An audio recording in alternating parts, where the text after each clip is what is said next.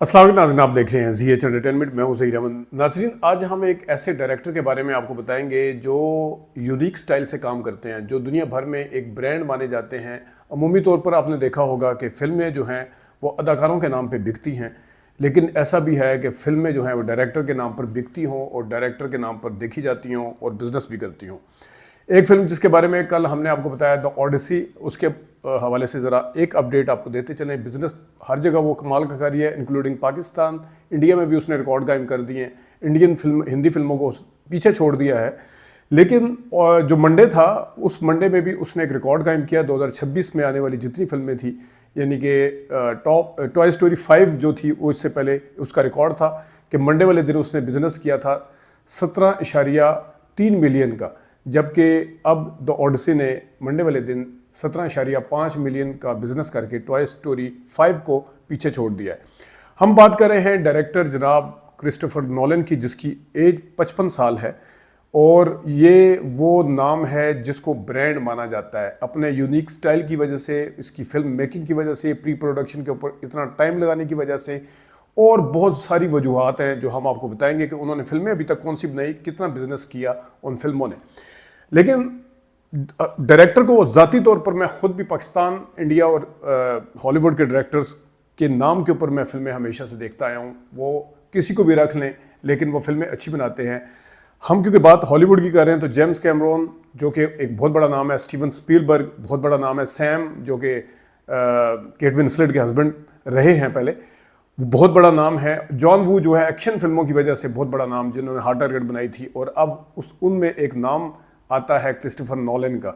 Christopher Nolan ये वही हैं जिन्होंने, जिसमें आग लगे बस्ती में ताबिश, बल्कि वो जो करैक्टर थे उन्होंने गलत नाम लिया था, गलत जान के गलत नाम लिया था, उसको बेहुदा वो करने के लिए क्रिस्टोफर तो नहीं लिया था, नोलन को उन्होंने जो कहा होगा वो आप सोच सकते हैं। लेकिन क्रिस्टोफर नोलन जो है उसने सबसे पहले जो फिल्म बनाई वो थी फॉलोइंग फिल्म जो थी 1998 में आई, और आपके सामने उसका इश्तिहार भी होगा।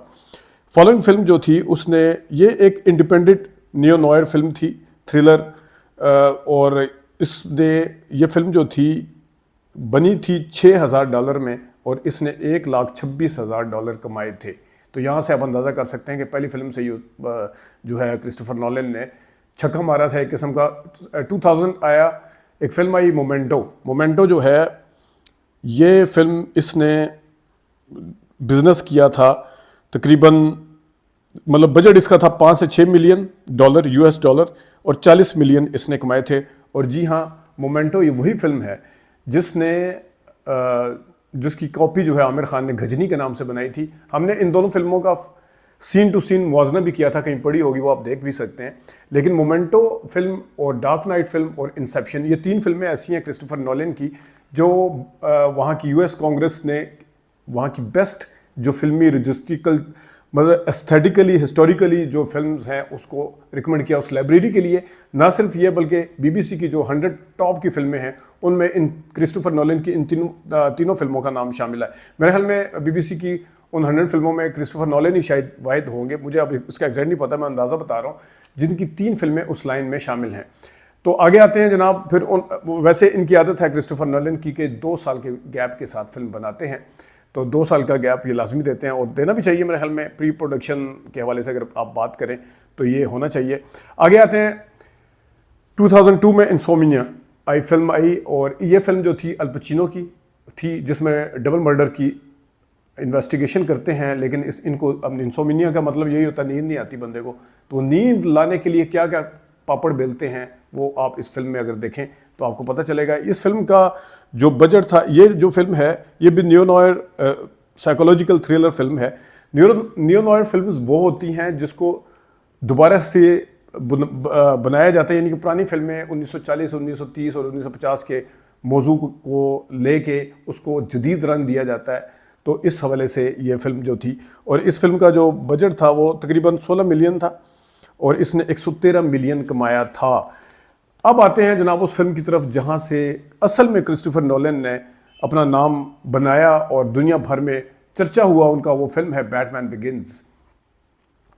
बैटमैन बिगिंस जो है वो सुपर हीरो फिल्म है। 150 मिलियन इसका बजट था, और 2005 में आने वाली इस फिल्म ने 375 मिलियन कमाया था। तो जैसा मैंने बताया कि 2 साल, कहीं एक आपको 3 साल का गैप नजर आएगा, वरना 2 साल के गैप से फिल्म बनाते हैं। 2006 में इनकी फिल्म आई द प्रेस्टीज जो है वो साइंस फिक्शन फिल्म थी। 40 मिलियन यूएस डॉलर में बनने वाली इस फिल्म ने 109 मिलियन कमाया था।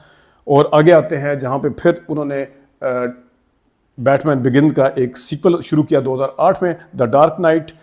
ये भी सुपर हीरो फिल्म, और ये फिल्म अपनी लाइटिंग की वजह से भी बड़ी मशहूर थी। द डार्क नाइट जो थी वो 185 मिलियन में बनी और 1009 मिलियन, 1000.9 मिलियन इस फिल्म ने कमाया था। बहुत बड़ी कमाई है ये। इसी तरह आगे आ जाए, इंसेप्शन 2010 में आने वाली फिल्म, ये भी साइंस फिक्शन फिल्म थी और एक्शन फिल्म भी इसको कह सकते हैं। ये 160 मिलियन में बनी थी, जबकि 839 मिलियन इस फिल्म ने कमाया था। तो इंसेप्शन भी अपनी यूनिक मेकिंग की वजह से बहुत मशहूर हुई। और इसके साथ ही 2012 में आने वाली film the dark night rises, ये वो फिल्म है जो सीक्वल है, तीसरा सीक्वल था सुपर हीरो फिल्म, वही जो पहले 2 फिल्में बनी।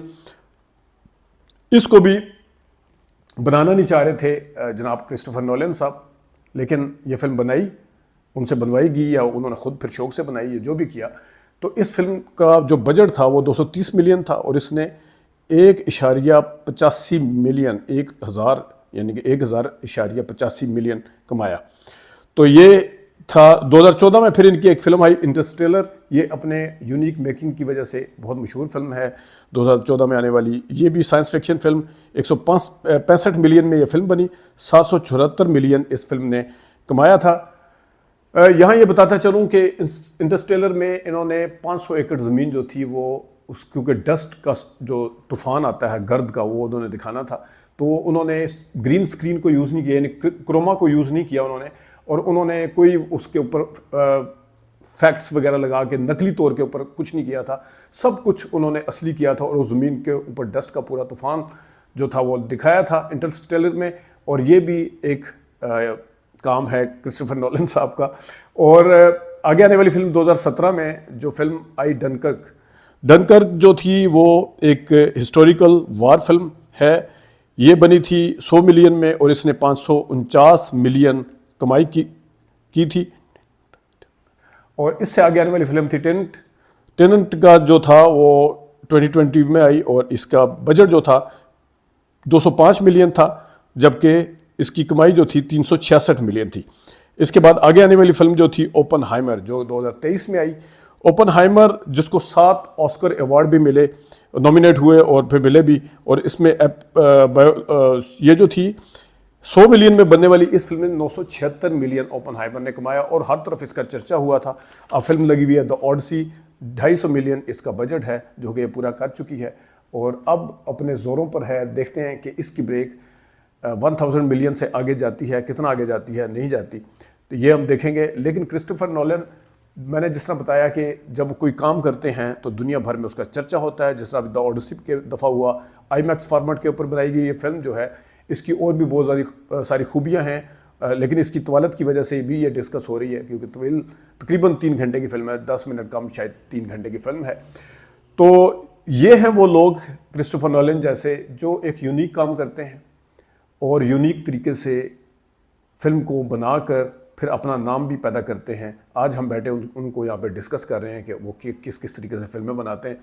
और आपने देखा होगा, अभी मेरी अबू अलिया साहब से भी थोड़ी देर पहले बात हो रही थी, तो वो एक फ़िल्म बनाने जा रहे हैं एहसन खान के साथ, जो कि इंग्लैंड में बनेगी, उसके हवाले से बाद में बात करेंगे। लेकिन उनसे भी यही बात हो रही थी कि हम जब अपनी फिल्में आती हैं हमारी, हम कहते हैं लोगों का रुझान कम हो गया, सिर्फ ईद पे लोग फिल्म देखने के लिए निकलते हैं, टिकट महंगे हैं, लोग देखते नहीं हैं। अभी इस टाइम जितना हॉलीवुड की फिल्मों ने पाकिस्तान समेत दुनिया भर में डंका बजाया हुआ है, इतना शायद ही पिछले 3-4 सालों में था।